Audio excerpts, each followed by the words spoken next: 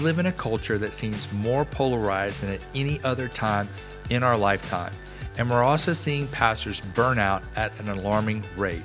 What can pastors do to navigate these challenging waters while also maintaining a healthy soul? That is what we'll discuss on this week's episode with Pastor Greg Surratt. What's up is down, what's left is right. Welcome to the Believe Again podcast, powered by Parable. I am your host, Josh Robery, and I couldn't be more excited to bring you season 2 of this podcast. But before we get to our conversation with Pastor Greg, I want to share some important information with you. First of all, we have sponsors for this season, and I'm so excited to be partnering with 2 organizations that I believe in, know their leaders, and they are people who believe in church planners. First of all, we have Parable, who is our title sponsor. You're going to be hearing more about them throughout the season. But Parable offers church accounting, bookkeeping, and strategic services to churches. And you can find out more about them at liveyourparable.com. And one of the reasons why I specifically wanted to partner with them is because they invest heavily in church planners, finding the rest and connections that they need to live a healthy life, and they also provide an excellent service. Our headline sponsor is Live Design Group, who offers architectural and interior design services for churches that are doing good for the kingdom outside of doing a great job serving churches with their design processes. You can find out more about them at livedesigngroup.com. When I began planning out what season 2 of the Believe Again podcast could look like, I knew right away I wanted Pastor Greg to be my first guest. He is someone I've been learning from even before I started working at ARC. I find his relatable and authentic leadership style to be very enjoyable and inspiring. He's a big deal to me, but he's also a big deal when it comes to church planning and leaders in ministry. He's one of the co-founders of ARC, and he helped start the multi-site movement way back in the day with his church, Seacoast Church. He is currently overseeing the Pastors Collective and the retreat at Church Creek, which helps pastors avoid burnout by offering them a helping hand when it comes to mental health and connecting them to relationships that allow these pastors to find rest and be authentic and get the care that they need. He is also an author and a podcast host, and you're going to hear on this episode that he has a new book coming out, a new podcast coming out, and he has some new digital tools that he's excited to release this fall to help pastors. I can't wait for you to hear about that in our conversation. I know you're going to get a lot out of this episode, so without any further delay, here is my conversation with Pastor Greg. Today is a great day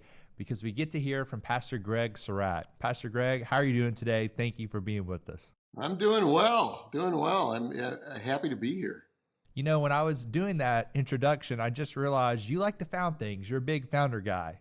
You know, that's what I do. I have finally figured that out, and I think it helped me and it helped my wife to understand the dysfunction that goes on in my brain. But I always think about big things, and that's not necessarily the right way to do things, but that's just kind of what I do. Well, we're all grateful for you and glad that God has given you that, because it's been such a blessing to so many people. And something people may not be aware of is that you are actually an early adopter to a lot of different technology and an innovator when it comes to incorporating resources into ministry and faith and that type of thing. Those who've known you for a while have heard you talk about these things. I remember when Evernote came out, you were like big on getting everybody on Evernote, and then the Marco Polo app. But I want to do a little bit of a resource roundup and hear from you. What are some resources that you're using right now that you find helpful? It could be an app, book, podcast, anything that you want to share. Sure. You're feeding the tech nerd within me. A couple of things. I'll tell you what I use every day right now is I use an app called Notion.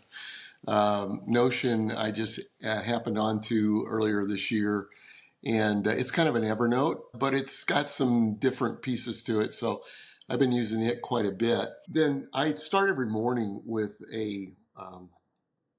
I do a journal, and I've made that in that Notion app. But as a part of that, I read an app called Reader. First of all, Reader is where I compile websites, blogs, news, things that I want to read every day because I don't read everything that's out there. And so I read through there, and it really helps. It helps me. I can underline. I can put tags on what it's about and bring it up later. And then Readwise has been phenomenal in that I read a lot of books. And I don't remember a thing in the world that I read. And so with Readwise, it connects to Kindle. And anytime you highlight in Kindle, you can bring it over to Readwise. And then it will feed you how many ever you want a day. I do about 5 or 6 a day. Highlights from various books that I've read. And that has been really a great app for kind of understanding or, retaining what you've read or what you've learned. So those are a couple. You said I'm feeding your tech nerd, but that really feeds the bookworm in me. So I think I'd really get a lot out of that. I think along with that, I've learned over the years that your allegiance to sports teams is not necessarily geographical. Your sports teams are kind of spread all over. Can you tell us a little bit about how you became a fan of maybe your 3 favorite teams and how that happened? Well, I grew up in Denver. So from Denver, I am a fan of all things Broncos, Nuggets, not so much Rockies. I'm not sure they really play. So that's Denver. And then we moved to a farming community in northern Illinois. And WGN broadcast all the Cubs games. And so we became big Cubs fans. And then we moved to Charleston. Well, actually, let me back up a little bit. In Colorado, I was always a Colorado University fan, and I've kind of had to be a closet CU fan until Coach Prime came. So we're real excited about that. And then we moved to Charleston, and I always tell church planners, they don't care if you're from Ohio and like Ohio State. Okay, you can do that in the closet unless you're Chris Hodges and you've got a little gravitas behind you. You can do anything you want to, but choose a team, choose a local team. So I chose Clemson. They disappointed me in some things, and so I flipped early on to South Carolina. So I'm a Gamecocks fan. There we go. And I know I'm going to be cheering for the Gamecocks whenever they play Georgia this year and hoping for a big win. Well, that's a man of great faith right there. Well, I'll be cheering for that weekend. And I think what's interesting about you is also kind of goes along with the sports thing, I guess, a little bit, is I've noticed you've been able to move and get along with people no matter what their political background is, no matter what their faith background is. And I just want to hear from you. What's the philosophy that allows you to do that? Because I think sometimes, we can be kind of rigid when it comes to the things that we think and believe.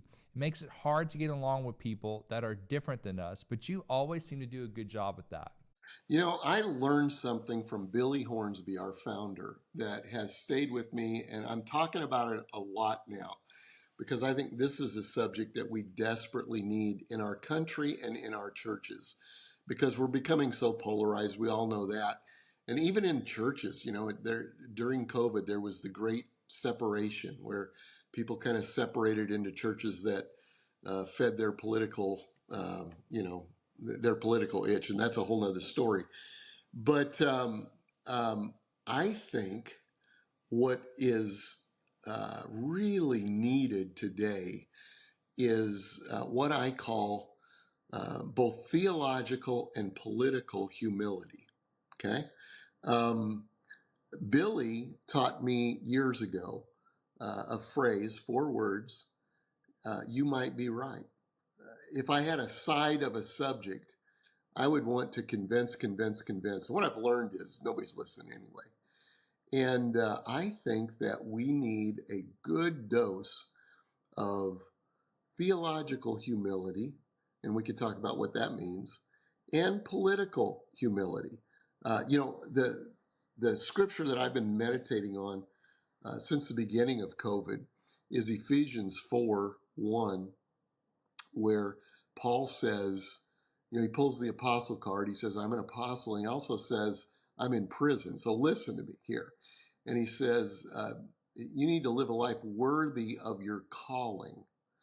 And I would define calling as we all bring the kingdom rule of God into every situation that we're in. Okay, so I don't necessarily say my calling is, a pastor or, a pastor to pastors or whatever. That's my assignment right now.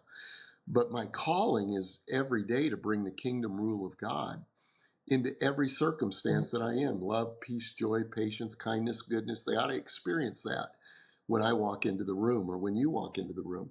And so he says, live according to your calling. And then he goes on and he defines the calling. He says, be completely humble and gentle. And I don't know anybody that has conquered that yet.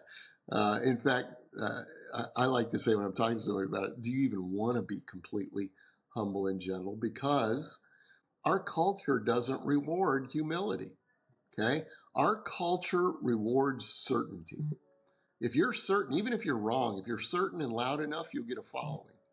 And yet Paul says, be completely humble and gentle. Then he goes on and he says, in love, put up with, bear with one another. And then he says, and above all, protect the unity of the faith.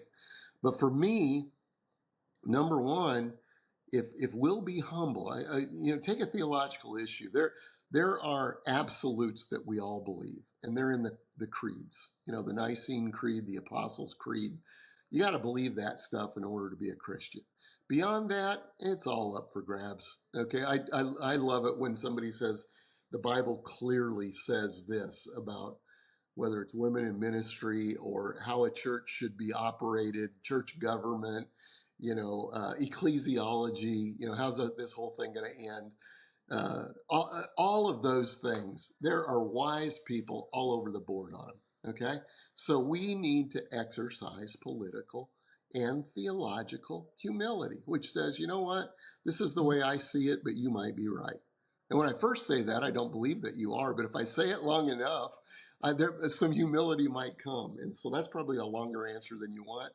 But I've been thinking about that a lot, a lot. I thought that was a great answer. I think it's full of things that we can unpack and, talk more about. But what is that book that Billy wrote? I think it's 101 Rules of Relationships, where he actually shares you might be right.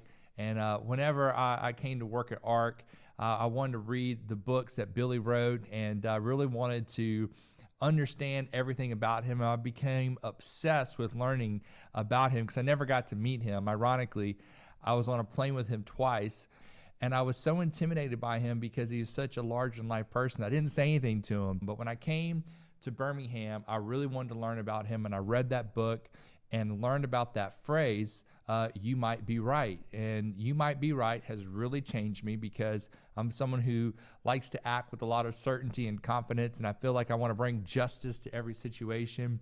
And it just really helped me because I've seen that when I use that, how it kind of unlocks a little bit of humility in the other person. Even in the past month, you faced some major social media criticism at Seacoast over something I thought you should be applauded for, but it just really shows the reach of your church, this one situation and what you're doing. And I don't know if you want to talk about that on this podcast. We can if you want to. Yeah, whatever you want to do. Yeah, I want to because I think it's just an amazing story. So, maybe you could tell us a little bit about the recent criticism you gotten and, how your church has handled it. Well, and I assume that you're talking about the prayer breakfast in Washington, D.C. Um, Tim Scott, who's running for president right now, is a really good friend of mine. He's been in the church for 27 years, and we meet every month at least, usually more often than that, just to sit down and have lunch together and talk. And great guy, godly man. I could tell you some incredible stories. Let me tell you one story about Tim. So two stories. The first story is simply that he has a commitment to be in church at Seacoast 46 weekends out of the year. And he is one of the busiest guys right now, as you can imagine. And he's in church 46 weekends out of the year. He'll fly home from wherever he's campaigning, come to church, and take his mom to lunch and then leave the next day. The second one was he became a representative first. I think it was when he was first became a representative, or maybe it was a senator. And he uh, our facilities director came to me on a Monday and said, "Hey, the senator is in the men's bathroom." It's a Monday, nobody's around, all that kind of thing. I said, "Well, you should leave him alone. I mean, we all have to go at some point." He said, "No, you should go in there." And so I went in there, and he was on the floor with a mop bucket and a sponge cleaning the men's bathroom, including the nasty things that hang on the wall. And I said, "What are you doing?" And he said, "I really felt like the Lord spoke to me. If I'm going to serve in high places publicly, I need to serve privately in the lowest place I can imagine. And this is what I felt like God told me to do." Well, you don't hear that much in politics. All right. So, but anyway, so Tim's running for president, and he has a prayer breakfast in Washington just for the South Carolina delegation. You understand that there are two senators and I think five or six Congress people. And he asked me to come and open it up, give about a 10-minute talk. And that's about all I knew about the whole deal. And the way he does it is he gives each of the South Carolina delegation 10 minutes to talk about whatever scripture. I think it was Matthew 14 this time, and what it means to them and that kind of thing. And I thought, well, there'll just be, a handful of people there. Well, he's running for president. So the room's full. There's cameras everywhere, all of that. And for whatever reason, we don't deal with politics hardly at all at Seacoast, other than I make fun of both sides. I really do. But we have lots of politicians in the church. We've got former governors and lieutenant governors and current congressmen and all of, and the senator, and just a lot of them, and on both sides of the aisle. And so one of them, Nancy Mace, is our Congress lady from Charleston, and she is the first female graduate of the Citadel. Her dad was a general, so you can imagine this is a tough girl. And now she is our congressperson. And as a matter of fact, she said something that Trump didn't like, and so Trump primaried her in her primary this year or last year, and she won by, I don't know, 30% or something. She's a tough cookie, and she's a competitor, and she's never had much to do with church. And 4 years ago, Tim invited her to come to church. She was at a real bad place in her life, going through her second divorce, and she came to church. And that weekend, it was a great message. I wish I would have preached it, but it was Josh.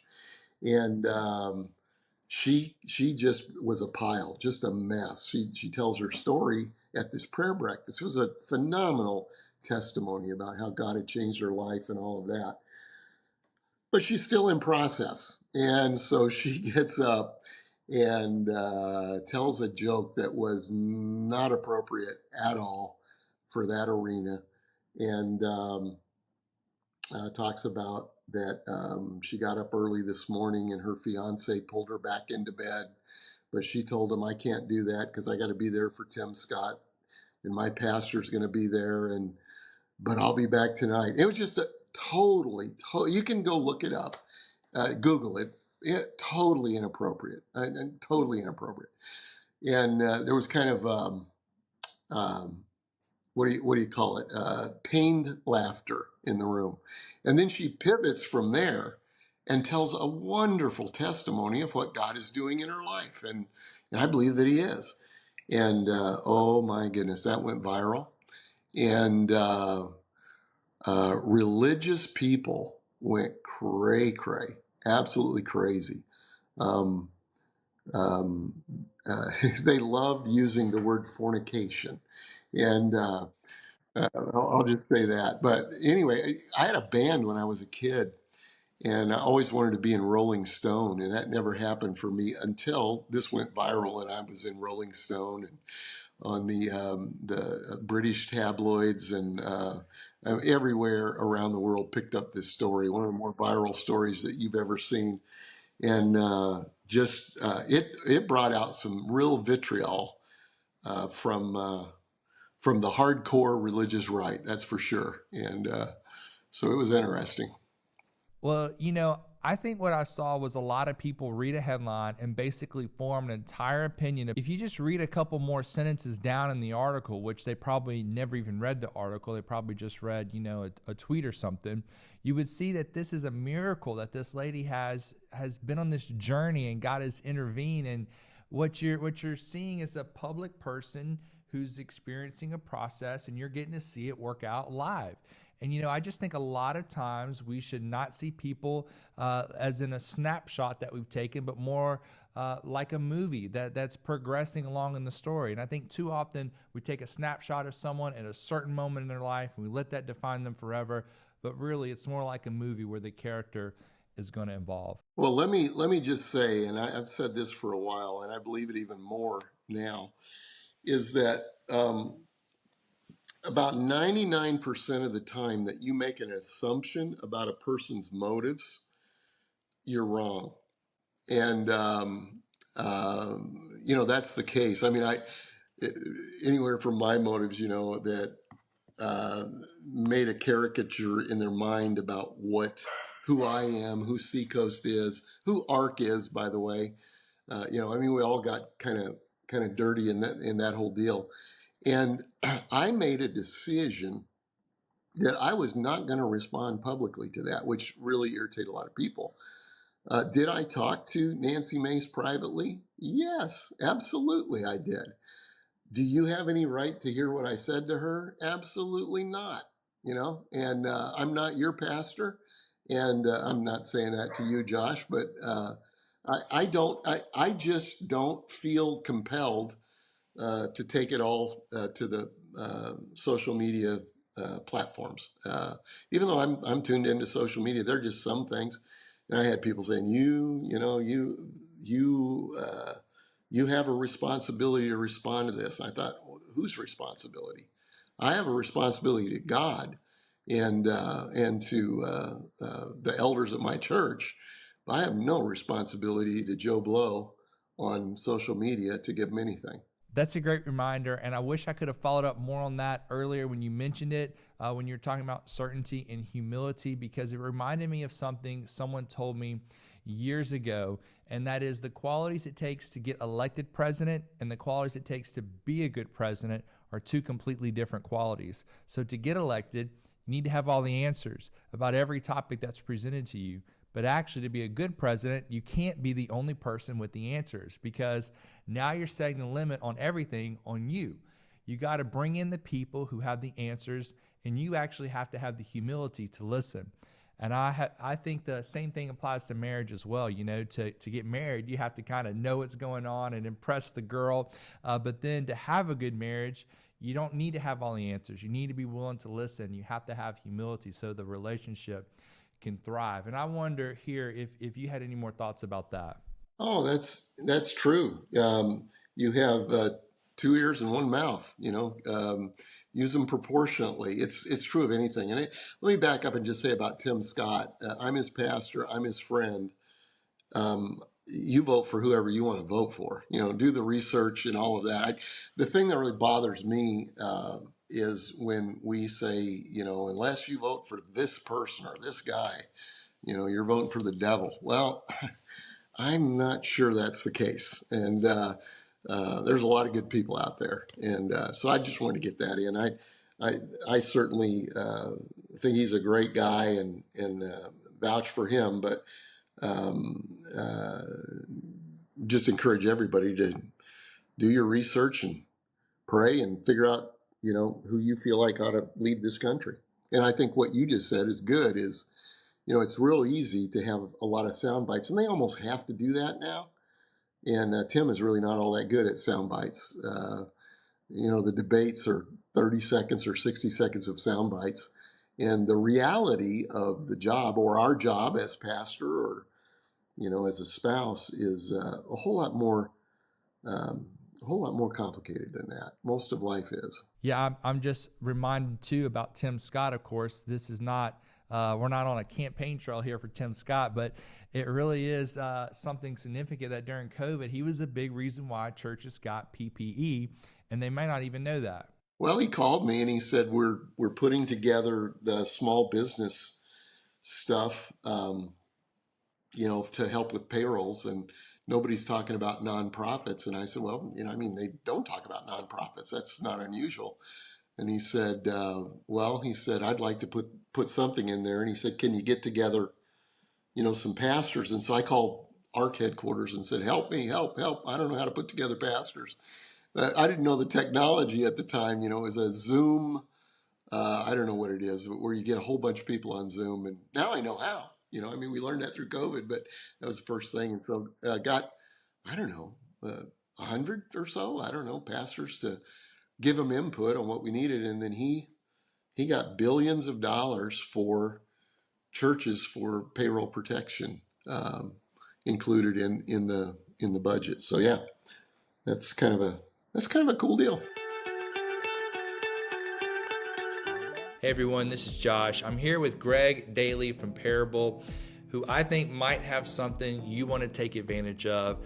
Greg, what does Parable offer churches and how can you help them? We offer churches a team of people with superpowers in accounting. So we do bookkeeping, accounting, payroll, and then we have advanced services that'll keep your church on mission. With that, I know you've had the opportunity to kind of intervene at some times and help churches in situations that would otherwise ended very poorly. Got a call from a church panicking.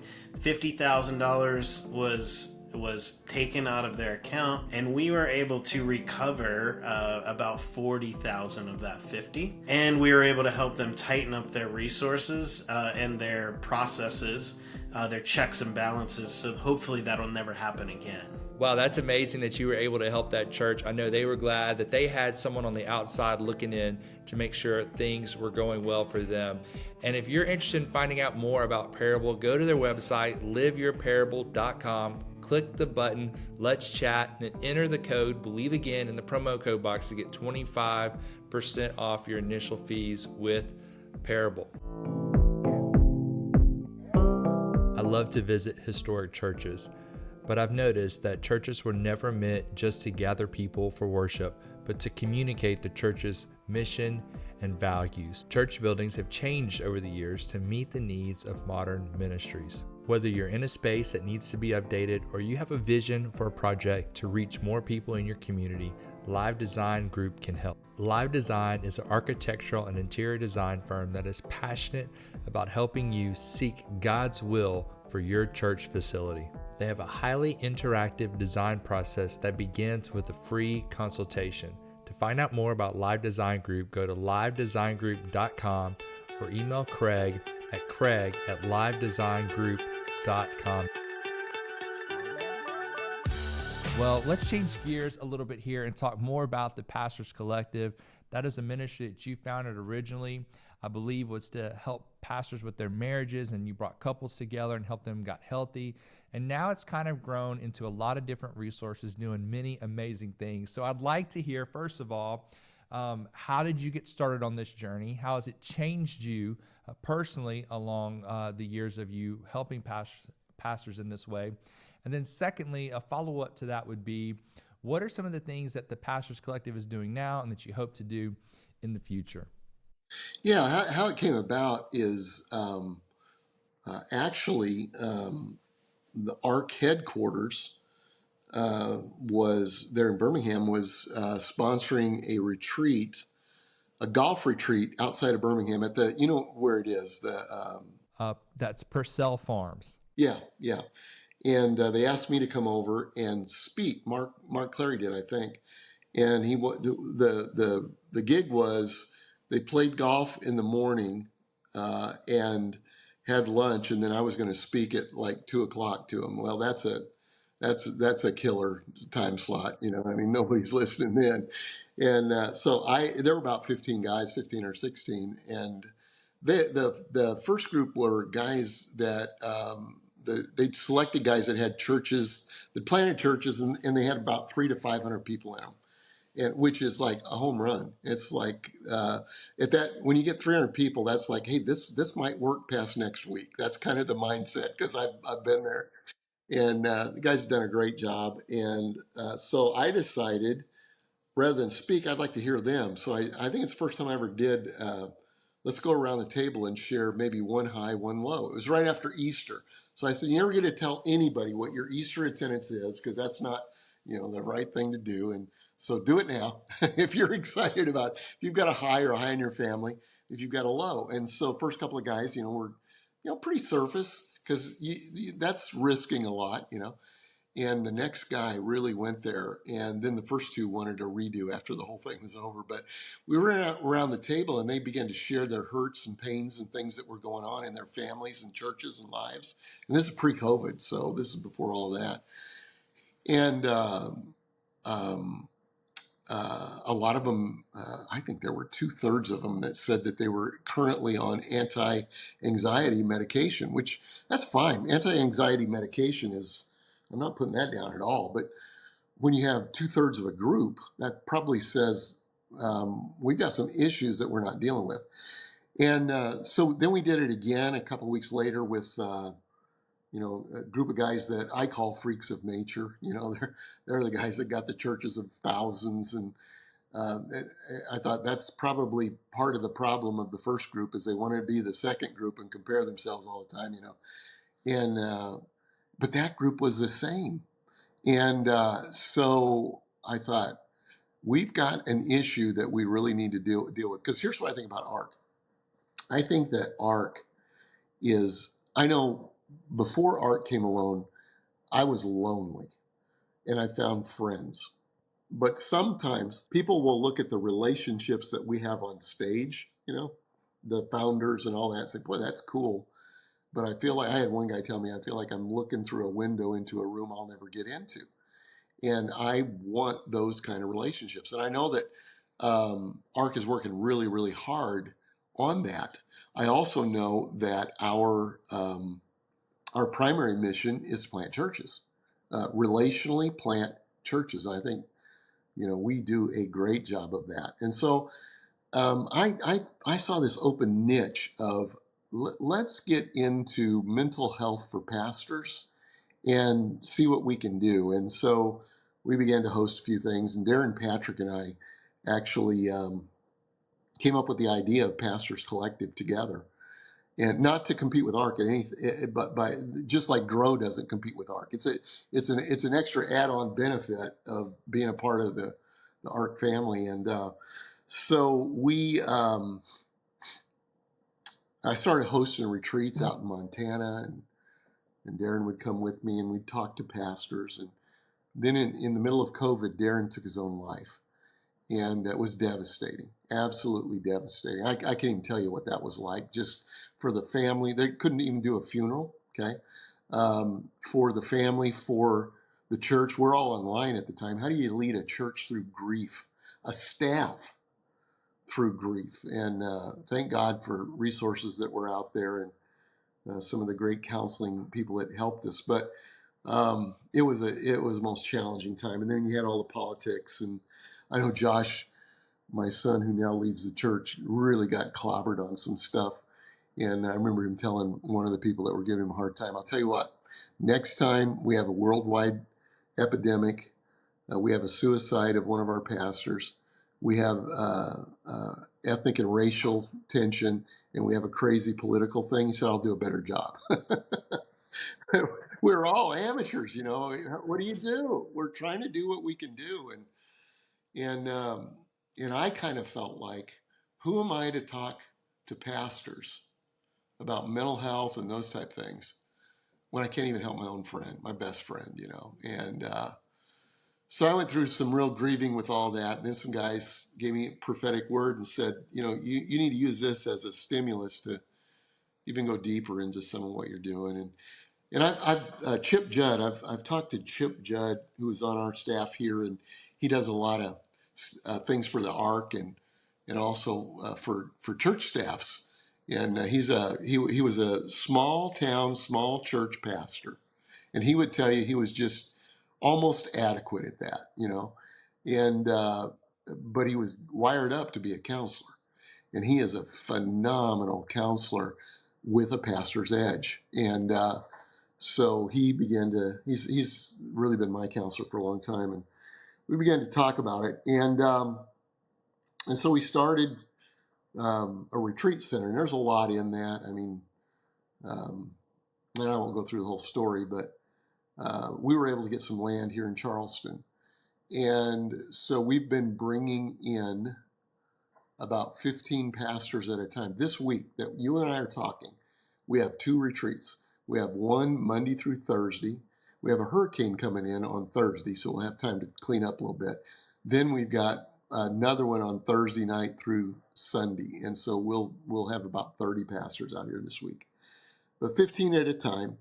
And we come in and we do what we did at that very first thing that I did for ARC, where we play together and laugh together, and then we get into real hard stuff around a table. And George Barna recently put out a survey that said 42% of pastors would quit if they could. They're in some kind of burnout. And what's interesting is as the age of the pastors get lower, the burnout level is higher. And I know at ARC, we trend lower age-wise, and it was about 48, 49%. Well, we've had over 800 leaders here at the retreat, and we do a similar survey, and our survey says the same thing, even right now. I thought it would go down after COVID, but 43% are in some form of burnout. And so the 2 biggest issues that Barna says are the stress of the job, and don't kid yourself if you're a pastor. You know, I was embarrassed about this at first because everybody's job's stressful, right? Everybody's job's stressful. But pastor suicide rates, pastor self-identified mental health issue rates are higher than the general population. It's a stressful job. So the stress of the job and the loneliness, that feeling like you're alone, isolation. Sometimes that's self-imposed over, a lot of things, our own sin. We have to be perfect these days, and none of us are, and so we struggle with that. Or here's one that really bothers me is we're not hitting the numbers. And at ARC we help people to do better. We want to, but I've had people say to me, I haven't been coming to the conference because I haven't felt like I've hit the numbers. And I go, oh my God, that's not who we are. That's not what we want, but it happens. And just all kinds of isolation, loneliness things. And so what we do at the retreat is we give them a massive injection of rest and peace and maybe some tools that they can use. And then we also connect them with relationships. And now, maybe you want to talk about that in a minute, but we're wanting to take the next step, and we are taking the next steps in post-retreat relationship and some things that we're doing. But that's kind of the backstory of what Pastors Collective is and how it started. Well, yeah, I definitely want to talk about what you're doing after the fact. How are you keeping people connected? I know you have some great resources planned for people as well, so I'd love to hear about those things. Yeah, one of the things is Chip and I, Chip Judd, just wrote a book. It will be released October the 1st, called The Endurance Factor, How Ministry Leaders Can Avoid Burnout, Live Well, and Finish Strong. And it's kind of an interesting book because we co-wrote it. And the way we did it is I wrote the first part of a chapter, he wrote the second part. So I do the light and fluffy inspirational stuff that feels good in the moment but doesn't eat well long term. And he gets deep in the weeds on, the whole how our brain works and all of those types of things. And so I think it'll be a good resource, a helpful resource. And then this is something I'm really excited about is, again, I mixed technology with the tech nerd with the desire to help pastors. We are going to use an app called Circle that will be Pastors Collective Circle. And it will be a digital online community for pastors that We'll have ways to connect with one another, ways to connect with pastors that are doing what you're doing, resources, monthly uh, uh, um, best practice stuff, um, just all kind of things. And when I say that, kind of my idea on that is we want pastors to be well so they can build well. Okay, that's two sides of it: be well, build well. And there are a lot of resources out there, very good resources out there on how to build well. And so we'll have a little of that, not much. But we're pastors, so you do shop talk. Okay, so we'll have a little of that. But this is more about be well. Okay, and that's kind of our I don't want to say expertise because I don't know that we're experts, but we would love to just have just this thriving regular community. I don't care if I'm ever on Facebook again. Twitter is a dangerous place to be unless you are using it specifically for some outreach, whatever. Threads, nobody's on, and I am, but nobody's on.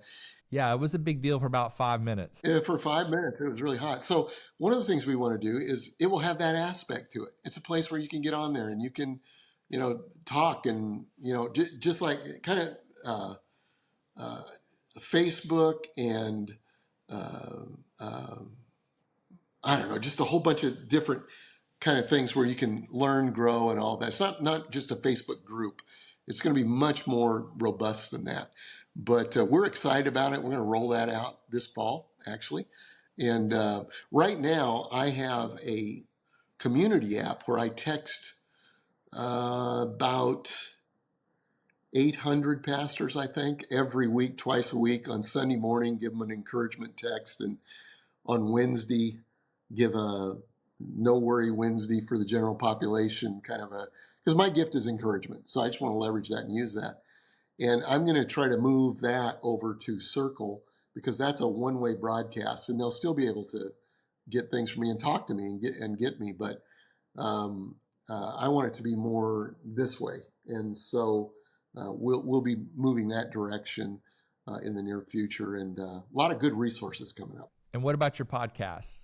Yeah, we're going to fire that back up. Joey Svensson, who does the Seacoast podcast. I don't know if you've ever listened to the Seacoast podcast. You should do it. It's I don't regularly because it scares the living daylights out of me because it's what you don't hear on Sunday, and they go for it. I mean, it's pretty incredible. He used to do it. I didn't know about this. Oh yeah, and it's growing because it's not just a preaching podcast. It's like. I think this week they're interviewing a guy that believes in nihilism, that when you die, you just go away if you're a bad person. And I'm saying, Joey, why are we doing that? Well, so people can listen to that, listen to this. We'll put, it's like, oh my God. But the people are really loving it, and they're digging into the Bible more than they probably ever have. But Joey had a podcast called Bad Christian that kind of went bad in a sense, but it was a very big podcast. But he is going to be doing our podcast, and so he's going to help us with that whole thing. So yeah, so we're rolling that out this fall also. That's amazing. Well, in just a second, I want you to tell us how people can connect to all those amazing resources. But before we get to that, you mentioned Pastor Darren Patrick, and he was somebody that was important to me in my life. He was important to a lot of pastors. He was kind of a pastor's pastor, and just an amazing story of redemption of how he owned his mistakes. He actually went through a lot of unfair treatment after the fact, but he owned his mistakes and turned what could have been a bad experience into something that brought a lot of hope, health, and healing to other people. God redeemed that and allowed him to help so many people. But I was just wondering, now as we get to the end of our talk, if you could just share something you enjoyed about Darren that you think would be helpful. Well, Darren was such a friend.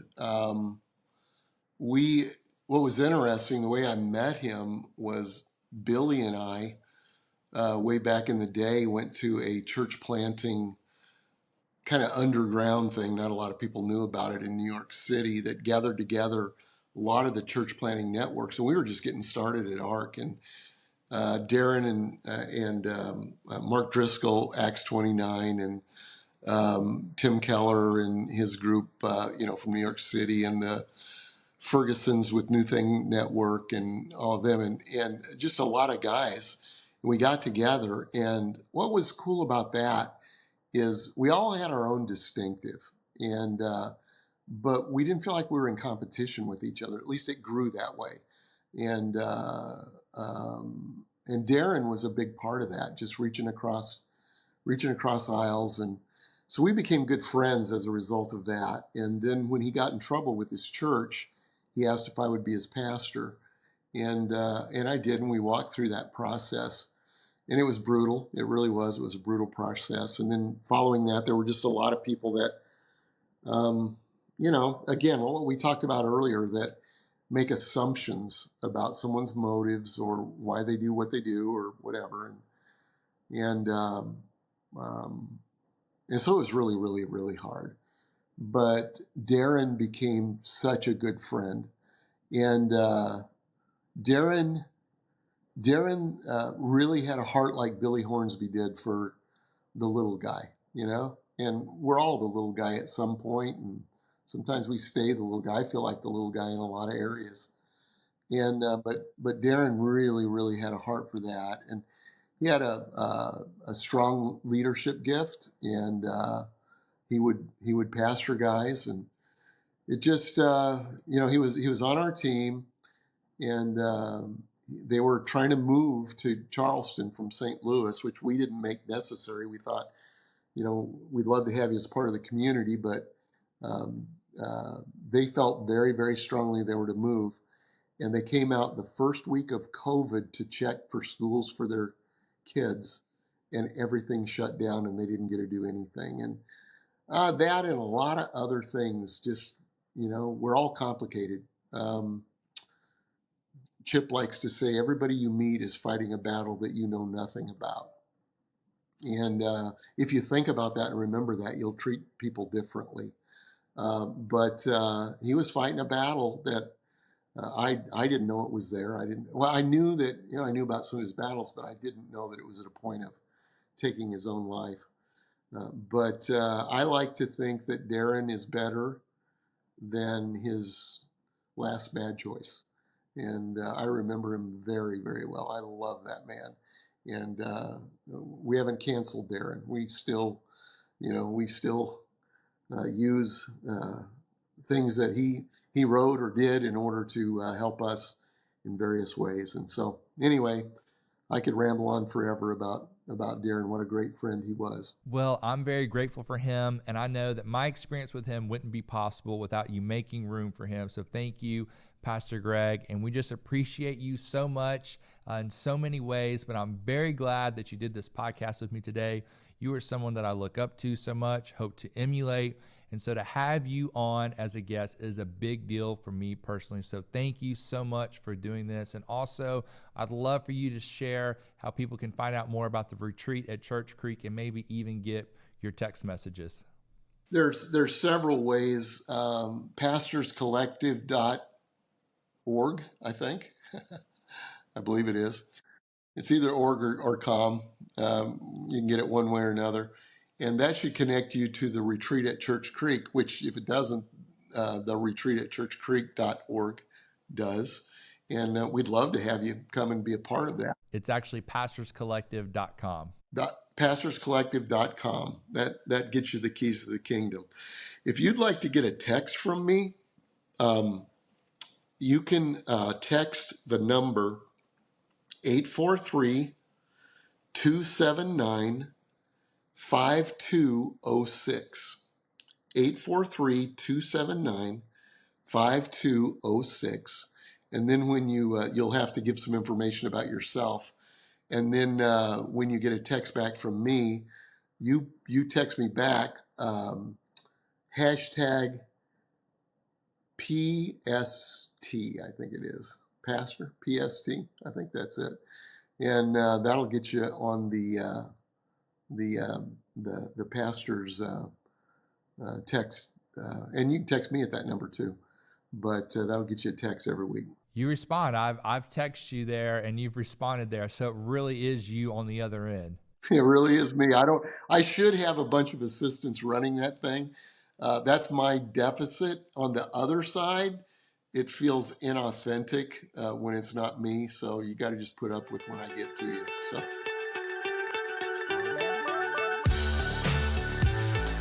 I'd like to thank my guest, Pastor Greg Surratt, for being with me today on this episode. I also want to thank our sponsors, Parable, who provides church accounting, bookkeeping, and strategic services.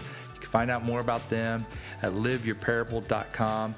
And Live Design Group. Live Design offers architectural and interior design services. You can find out more about them at livedesign.com. I'd also like to thank Isaiah Duncan and Nicole Atkinson, who have helped produce this episode. You can also check out Nicole on her own podcast, the Good Mood Tuesday podcast. And finally, I want to thank Yellow Box for creating the logo, branding, and website for Believe Again. You can find out more about them at yellowbox.co. And I just want to wrap up by saying this is our first episode, so it would mean so much if you would take a second and share it with a few people. Let them know about the Believe Again podcast. Go on to wherever you listen to podcasts and give us a review. Help us get the word out about this great conversation we're having with Pastor Greg today and the other conversations we're going to have throughout the season. And I just want to thank you for being with me today, and I can't wait for you to join us next time. Love the world, but keep the sky on your mind.